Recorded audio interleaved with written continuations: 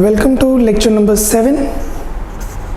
We are doing financial statement analysis जिसके अंदर हम कर रहे हैं common size statements.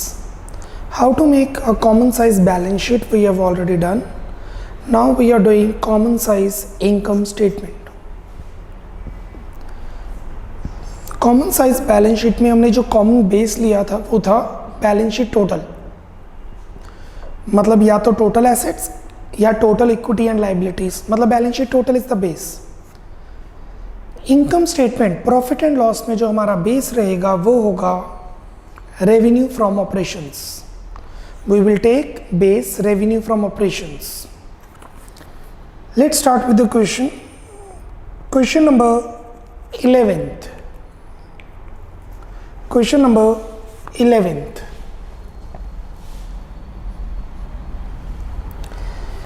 Prepare common size income statement from the following information. 2016 year given है और एक ही ईयर गिवन है और कोई ईयर गिवन भी नहीं है. Common size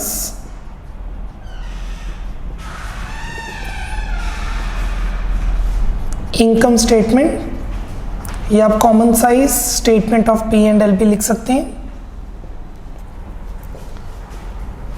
particulars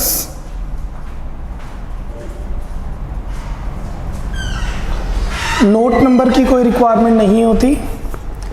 previous year current year there is only 2016 year and then percentage of 2016. क्योंकि कॉमन साइज एक वर्टिकल एनालिसिस है तो 2 इयर्स का होना कंपलसरी नहीं है. जो हॉरिजॉन्टल एनालिसिस होती हैं उसमें 2 इयर्स का होना ज़रूरी होता है.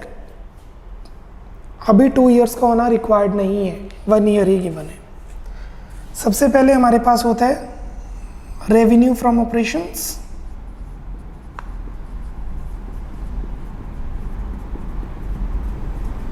उसके बाद आता है अदर इनकम जो नहीं है इस क्वेश्चन में. Then total revenue, this is total revenue. फिर आते हैं हमारे पास एक्सपेंसेस. सबसे पहले cost of material consumed,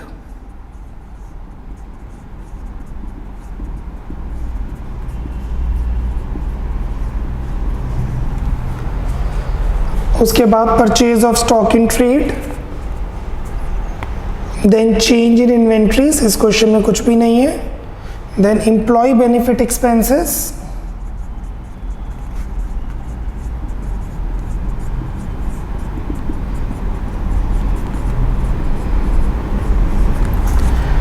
then depreciation and amortisation, only depreciation is given. Then finance cost, order follow करना है बट अगर क्वेश्चन में ऑर्डर नहीं भी फॉलो तो you can follow the you can write it as it is because हम analysis कर रहे हैं, फाइनेंशियल स्टेटमेंट नहीं बना रहे. देन अदर एक्सपेंसेस जो इस क्वेश्चन में नहीं है.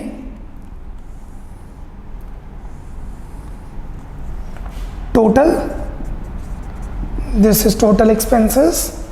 फिर टोटल रेवेन्यू में से टोटल एक्सपेंस माइनस करेंगे, we will get profits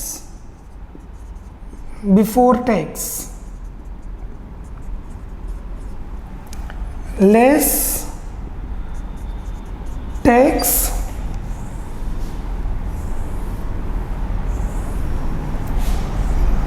and this is what we get as PAT, profits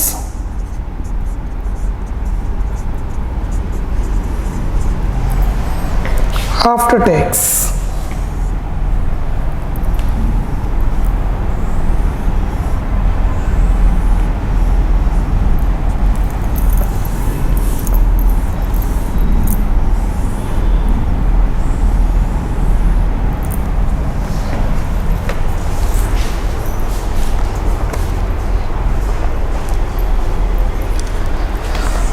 revenue from operations 10 lakh.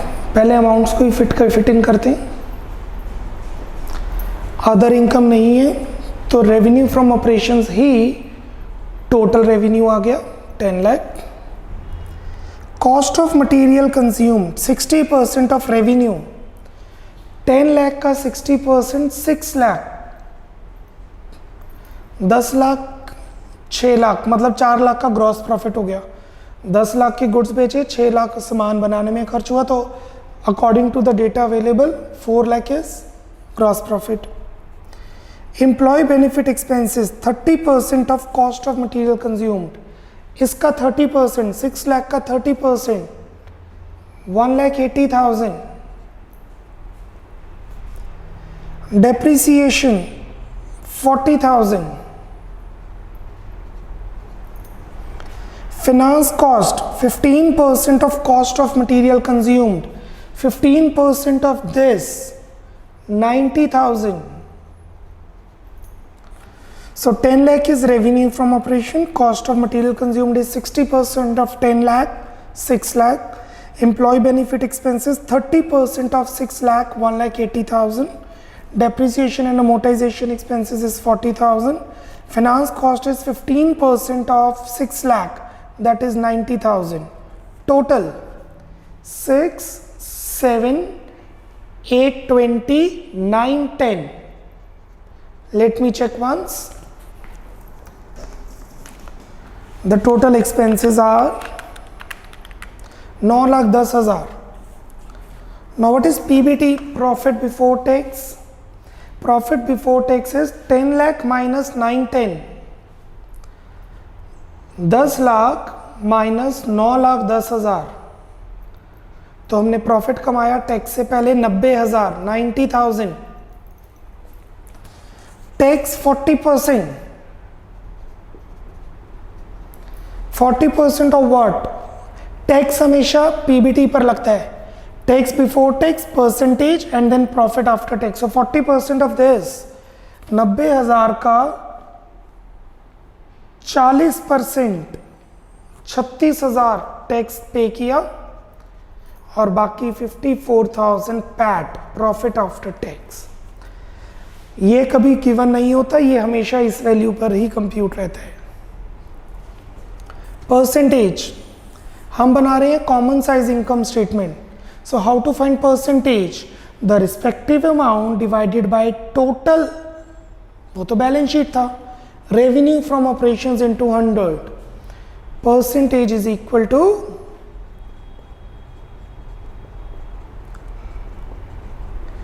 respective amount divided by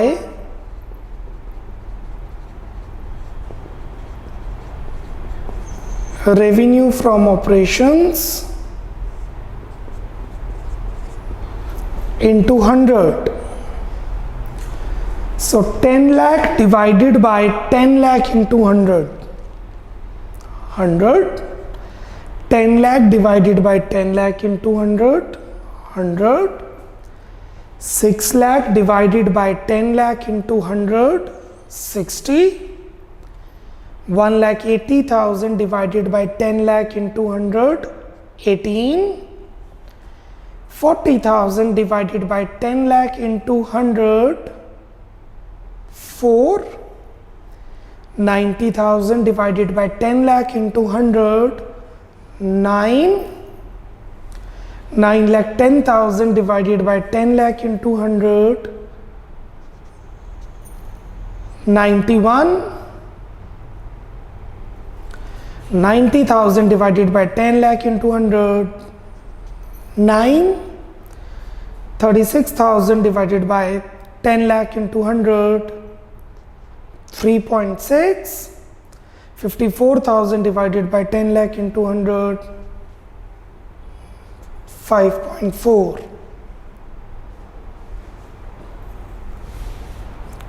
I hope you are clear with this point. अच्छा, हम divided by ये 10 लाख कर रहे हैं या ये? We are divided by 10 lakh this, not this, total नहीं।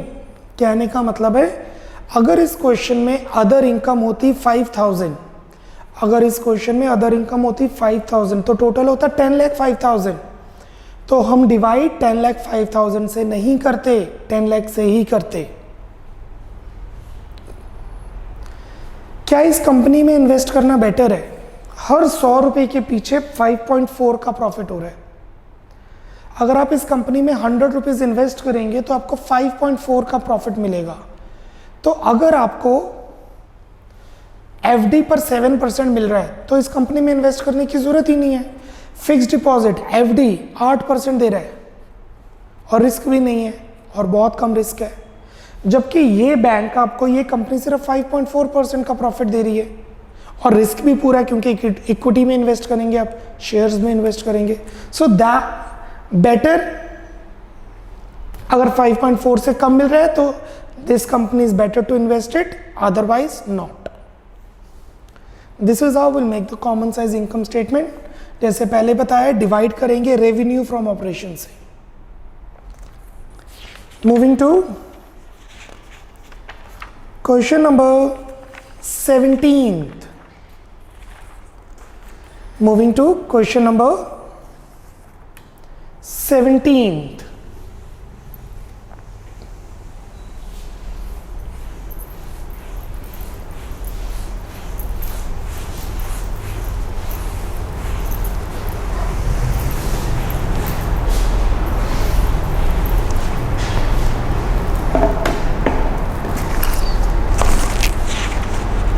You are required with common size income statement of ALX Limited with missing figure, missing information. Fill up का क्वेश्चन है। You are required to fill in the blanks.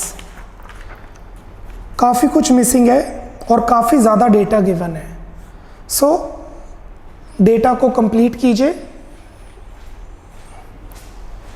Data complete कीजिए means कहने का ये मतलब है copy में पूरा क्वेश्चन उतारिए जितना क्वेश्चन गिवन है।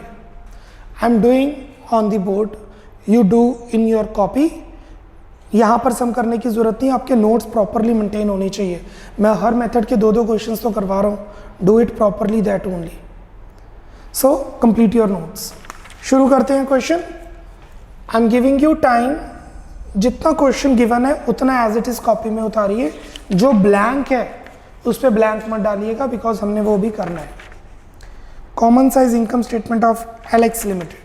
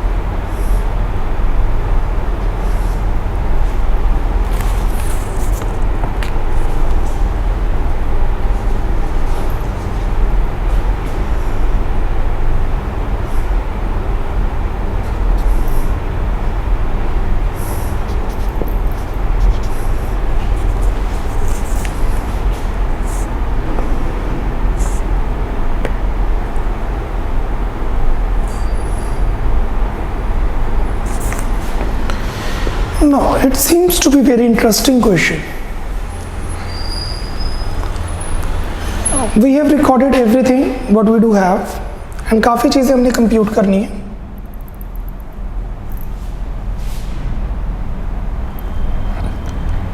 Just to make it more clear,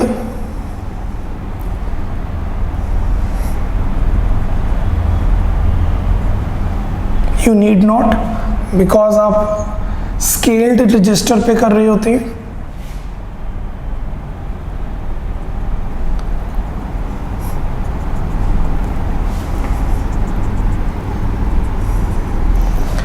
चलिए, this upon this into 100 is 100. x upon x into 100 is 100. तो x x कैंसिल हो गया. ये अभी हम सॉल्व नहीं कर सकते. आगे बढ़ते हैं. 1,80,000 divided by 2 lakh into 100. 180 by 2 into 100. 180 divided by x into 100 is 72, which is given. So I am solving this.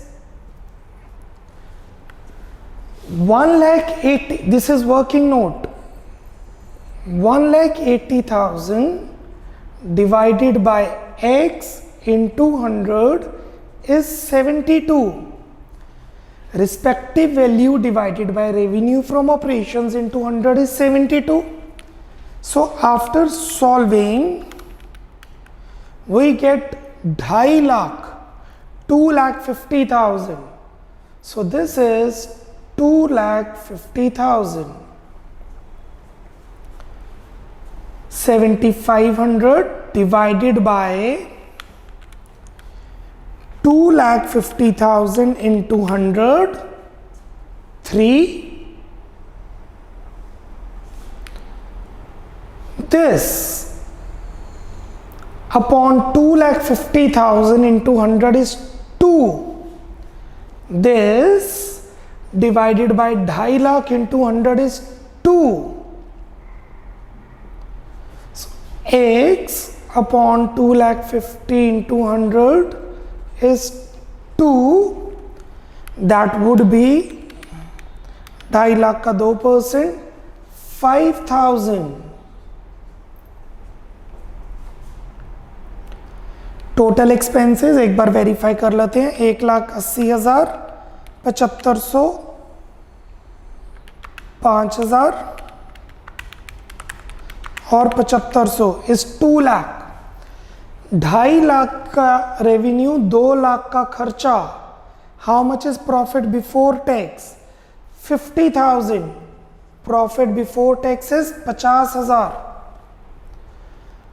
Tax is 40%. 50,000 का 40%, 20,000.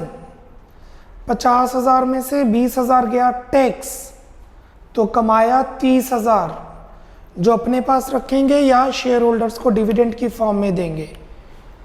This upon 2.5 lakh into 100, 3. 2 lakh divided by 250 into 100. 2 lakh divided by 250 into 100, 80. Total कीजिए, 80 ही आ रहे. 50,000 divided by 2,50,000 into 100, 20. 20,000 by 2,50,000 into 100, 8. 30,000 divided by 2,50,000 into 100, 12.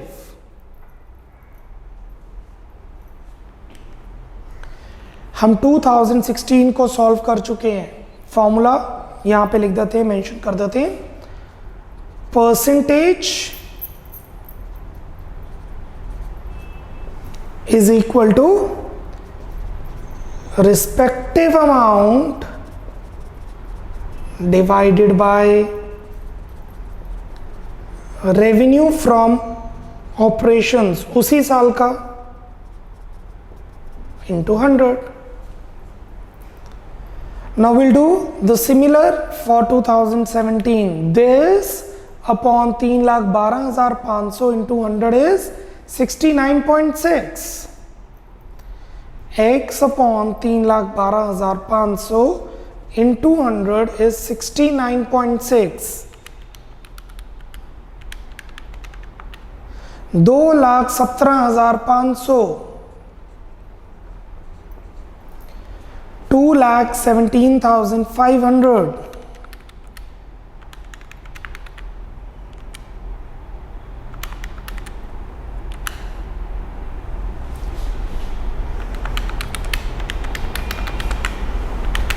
Perfect. Minus 5,000 divided by 3,12,500 into 100. Bracket means minus 1.6%. Bracket में आएगा. अगर absolute amount bracket में है, तो percentage amount भी bracket में आएगी. 7,500 divided by 3,12,000 into 100, 2.4. This upon 3,12,000 into 100. I'm just using X because ये वर्किंग नोट आपकी रेफरेंस के लिए है, आपने लिखने तो है नहीं, तो I don't use X, Y, Z. इतने सारे वेरिएबल्स की क्या जरूरत है. That would be 12,500, 12,500. Let's verify the total expense once. Perfect. 2,32,500. एक 3,12,500 कमाया, 2,32,500 खर्च किया, तो profit before tax is 80. How much is tax? 40%. 80,000 का 40%. 80,000 का 40% इज 32,000. 80,000 कमाया, 32,000 टैक्स दिया, तो बचा 48,000 bucks. Regarding this total, 2,32,500 divided by 3,12,500 into 100, 74.4. एक बार टोटल करके चेक कर लेते हैं. Perfect. Now here 80 by 3,12,500 into 100, 25.6. Yes, you can do that also. 100 में से 74.4 चलेंगे, that is also fine.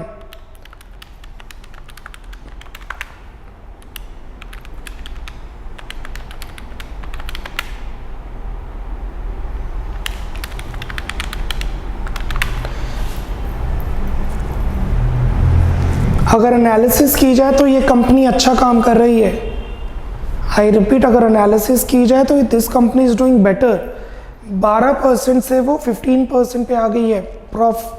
उतना ही सेल्स उतनी कर रही है, प्रॉफिट कमा रही है. ऐसा क्यों हुआ? आप देख सकते हैं, स्टॉक्स खर्चे कम किए उन्होंने, स्टॉक कम खरीदा है, इन्वेंट्रीज की इन्वेस्टमेंट कम हुई है, जिस वजह से प्रॉफिट बढ़ा है हमारा. हमने स्टॉक के ऊपर खर्चे कम किए, डेप्रिसिएशन ठीक है ज़्यादा चार्ज की है, वर्कर्स को भी ज़्यादा पैसे दिए हैं. शायद वर्कर्स को बोनस देने की वजह से ही उन्होंने ट्राई किया कि स्टॉक सारा का सारा बिके, जिस वजह से प्रॉफिट में परसेंटेज बढ़ी है. This you need not show in exam. This is what you are supposed to show in exam for 4 marks. This is all about question number 17. I am giving you 1 minute. Have a look on that.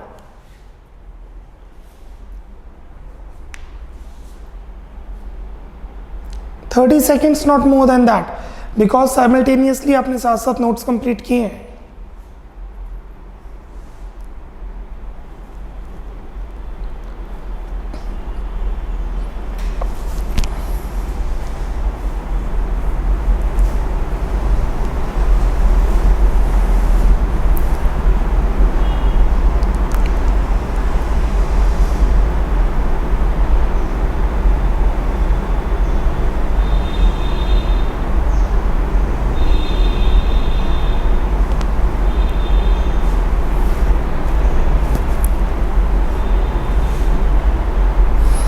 That's it.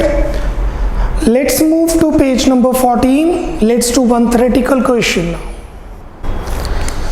Page number 14 पे हम meaning, objectives और types कर चुके हैं. अब हम move कर रहे हैं प्रोसेस पे. What is the process of financial statement analysis? The process of financial statement analysis includes number 1, financial statement analysis ये जो हम कर रहे हैं ये कैसे होती है, क्या प्रोसेस है इसका? Number 1, rearrangement of data. पहले डेटा को रीअरेंज करो डिपेंडिंग अपॉन द एनालिसिस, क्योंकि जो पब्लिश डेटा है, जो उनकी वेबसाइट्स पे, कंपनीज की वेबसाइट्स पे डेटा अवेलेबल होता है, वो अवेलेबल होता है as per accounting standards, as per companies act 2013, as per the laws, customs available in the market, as per the industries. But analysis करने के लिए हमें डेटा को, कॉम्प्लेक्स डेटा को ईजी करना है, इसलिए हम उसको रीअरेंज करते हैं. जैसे मैंने बताया है, previous year, current year. For analysis, data contained in financial statements is reclassified into purposive classes so that maximum information from data under analysis can be obtained. जैसे मैंने कहा नोट टू अकाउंट इग्नोर कर दो, उसकी चाहिए ही नहीं. Notes to account को comparison करने की जरूरत ही नहीं है. In case it is required, अगर लगता है तो हम उसकी एनालिसिस नोट्स टू अकाउंट में ही कर लेंगे. 2, comparison. After the classification of data, after the rearrangement of data, the data is compared. The comparison can be between data of an enterprise only, मतलब intra-firm analysis, or between two enterprises, मतलब inter-firm analysis.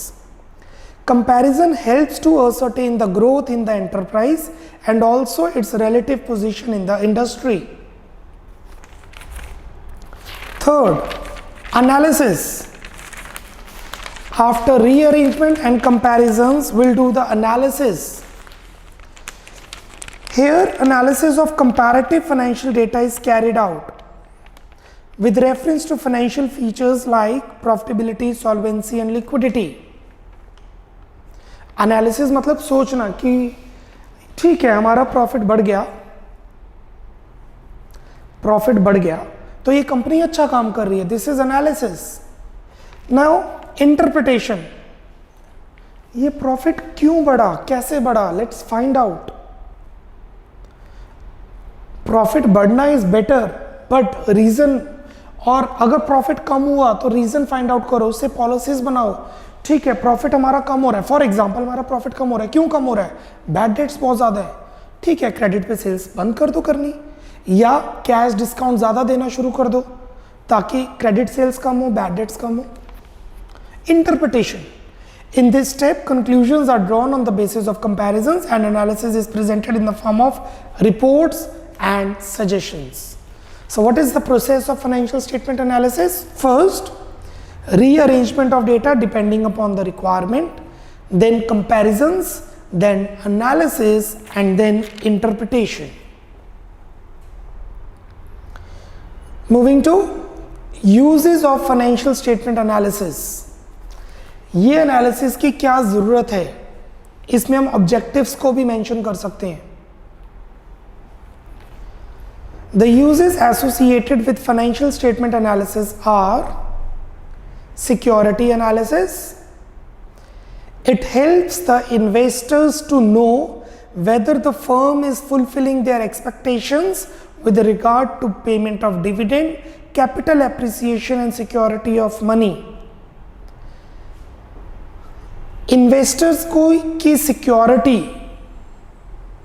Analysis से पता लग जाएगी. अगर आपने किसी company में पैसे इन्वेस्ट किए हैं, if you have invested some money in the company, तो आपकी कुछ एक्सपेक्टेशंस होंगी कि भाई एफडी पे मुझे 5% रिटर्न मिल रहा है तो मुझे कम से कम 8% रिटर्न तो चाहिए, 10% रिटर्न तो चाहिए. क्या कंपनी इतना डिविडेंड पे कर रही है? अगर नहीं पे कर रही तो क्या डिविडेंड रिजर्व क्रिएट किया हुआ है? This is what the security analysis is. 2, credit analysis. Company बहुत ज्यादा उधार पे सामान तो नहीं खरीद रही, क्योंकि अगर ज्यादा क्रेडिट पे खरीद रही है तो ऑब्वियसली ज्यादा पेमेंट बाद में करनी पड़ेगी. या अगर 3 मंथ्स के क्रेडिट पे है, टाइम से पेमेंट कर रही है, ये ना लेट पेमेंट कर रही हो, हमारी इंडिविजुअल इंफॉर्मेशन तो सिबिल में पता लग जाती है, चेक बाउंस हुआ सिबिल में नंबर डाउन हो जाएंगे, कंपनीज का यहाँ से पता चलेगा। अदर एक्सपेंसेस के अंदर हम देख लेंगे कहीं बैंक चार्जेस तो नहीं पड़े हुए, चेक बाउंसिंग चार्जेस तो नहीं है। Credit analysis, when a firm offers credit to a new customer or a dealer, such analysis helps to determine whether to extend credit or not. अगर कंपनी को credit चाहिए तो दूसरी कंपनीज की analysis करेगी क्या ये कंपनी को क्रेडिट देना यूजफुल है या नहीं। Debt analysis, it helps in determining the borrowing capacity of the prospective borrower. अगर आपको मेरे को लोन चाहिए, बैंक वाले आपसे 3 साल की रिटर्न मांगते हैं, बिजनेस से 3 साल की बैलेंस शीट्स मांगते हैं, इनकम स्टेटमेंट मांगते हैं। इसी तरीके से कंपनी की डेट एनालिसिस होती है, क्या कंपनी को इतना बड़ा लोन दे देना चाहिए, अगर हम इतना बड़ा लोन दे देंगे क्या वो कैपेबल है कि वो टाइम से लोन वापस पे कर दे। Dividend decision, it helps the firm in determining the rate of dividend, that is how much portion of earning to be distributed and how much is to retained। ये जो प्रॉफिट आफ्टर टैक्स आ गया, इसमें से कितना पैसा अपने पास रखना है फ्यूचर के लिए और कितना डिविडेंड देना है शेयर होल्डर्स को। सारा डिविडेंड दे दो, शेयर होल्डर खुश। अगर कंपनी को फ्यूचर में पैसे चाहिए हो तो क्या करेंगे, सारे पैसे अपने पास रख लो, शेयर होल्डर्स नॉट हैप्पी, हमें तो डिविडेंड मिल ही नहीं रहा, हमारा पैसा तो बाउंड हो गया। ठीक है, कंपनी की गुडविल बन रही है बट हमें डिविडेंड चाहिए, कैश चाहिए। तो there should be a balance between the dividend decision, whether to give dividend और to retain. General business analysis, this analysis helps to assess the profit potential of the firm by identifying the key profit drivers and business risk। हमें कहाँ से ज़्यादा profit हो सकता है, अगर profit कम हो रहा है तो कौन से खर्चे कम करने चाहिए ताकि प्रॉफिट बढ़े, खर्चे कम नहीं हो सकते तो कौन सी रेवेन्यू किस तरीके से बढ़ाएं, क्या स्ट्रैटेजी हो, क्या मार्केटिंग स्किल्स हो, एडवर्टीजमेंट ज़्यादा तो नहीं करनी। These are the strategies that key the profit drivers and the business risk. These are the uses of financial statement analysis. Cool? This completes our common size statement। हमारी common size statement complete हो गई है। 2 lectures लगाए हैं हमने, lecture 6 and lecture 7, जिसके अंदर हमने की है common size balance sheet and common size income statement। एक क्वेश्चन कॉपी में लिखिए what is common size statement, क्या होती है, आपको समझ आ गया कैसे करते हैं।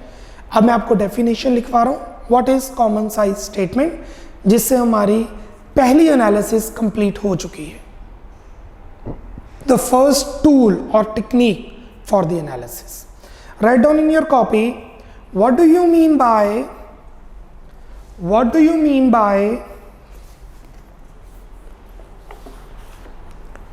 common size statements।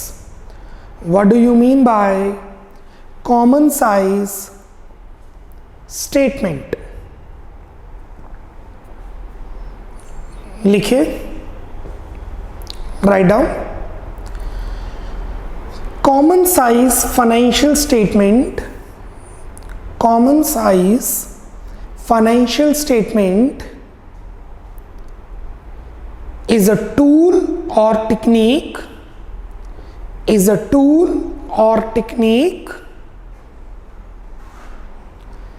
for the analysis of financial statements,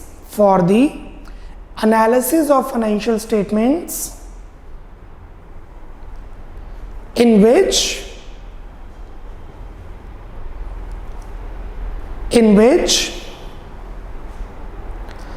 accounts of individual items, in which amounts of individual items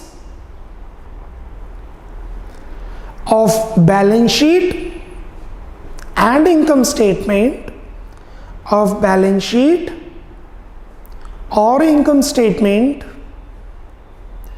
are written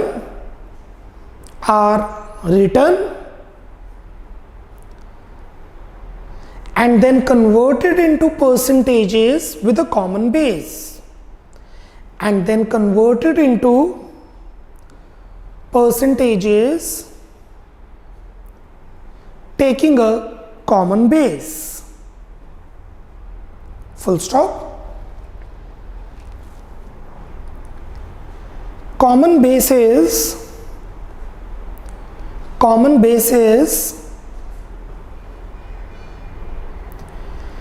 revenue from operations in case of income statement. Common base is revenue from operations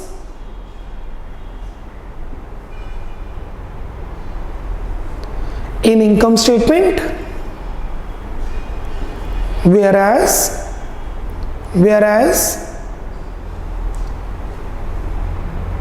total of balance sheet,